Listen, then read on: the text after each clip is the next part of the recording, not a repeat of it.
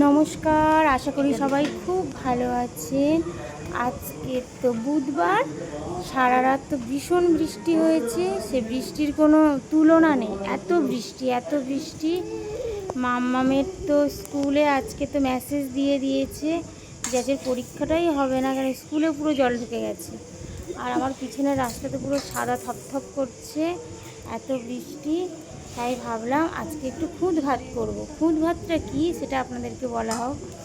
খুদ ভাতটা হচ্ছে যে চালটা, যে আমরা যে ধানটা মানে সিদ্ধ করা হয়, শুকনো করার পরে যে ভালোভাবে যখন সিদ্ধ না হয়, শুকানো কম বেশি হয়ে যায়, তখন একটু ভেঙে যায়।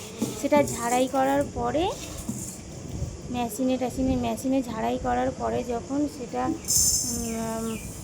তুলো দিয়ে ঝাড়া হয়, তখন তার থেকে যে ভাঙা অংশটা বেরোয় সেটাই আজকে ভাত করব। এই বৃষ্টির দিনে ভাবলাম একটু অন্যরকম কিছু করি, তাই সেইটা দিয়ে আজকে ভাত করব। আর তার সঙ্গে মামামের ব্রেকফাস্টটাও আজকে একটু অন্যরকম হবে।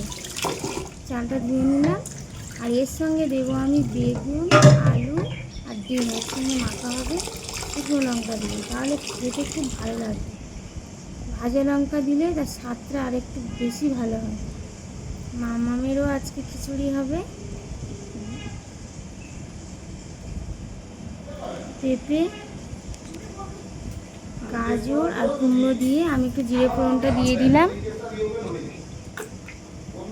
একটা শুধু কাঁচা লঙ্কা দিয়ে দেবো, ছোটো এখন লঙ্কাটা গোটাই দেবো, শুধু লঙ্কার স্মেলটা যাবে, ঝালটা হবে না। একে আমি একটু হলুদ আর নুন দিয়ে দেবো। ভাজা হয়ে গেলে তারপরে অল্প একটু চাল ধুয়ে ওর মধ্যে দিয়ে দেবো। সারা রাত এত বৃষ্টি হয়েছে, সব জায়গায় জল জমে গেছে, মনটাও ভালো লাগছে না একদম। এত বৃষ্টি হলে কী করে হয়? সারাদিন রাত 24 ঘন্টায় বৃষ্টি।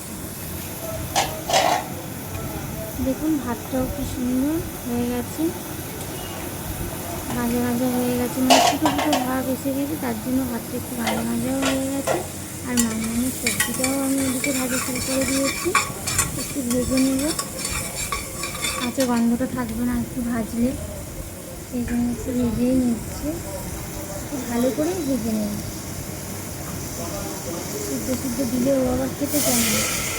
একটু জল দিয়ে দিলাম, দিয়ে এবার দেখুন ভাতটাও আমার প্রায় হয়ে এসেছে। লঙ্কাটাও আমি ভেজে নিচ্ছি। আর ভাতটা কি সুন্দর ঝুরঝুরে হয়েছে, তার সঙ্গে ডিম, বেগুন আর আলুটাও বেশ ভালো লাগছে দেখতে। ভাতটা একটু পোড়া হলে ভালো হয়, যেহেতু উনুনে এখন রান্না হয় না, এখন তো গ্যাসের ব্যবস্থা, সেই জন্য অতটা পোড়া হবে না। উনুনে এই ভাতটা আরও ভালো লাগে।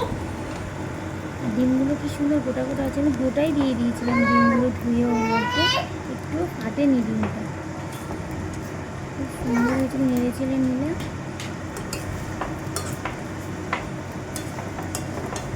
এবার মামামের খিচুড়িটাও একটু দেখি কেমন হয়েছে, প্রায় হয়তো হয়ে এসেছে। মামাম, এই তো মামামের খিচুড়িও হয়ে গেছে,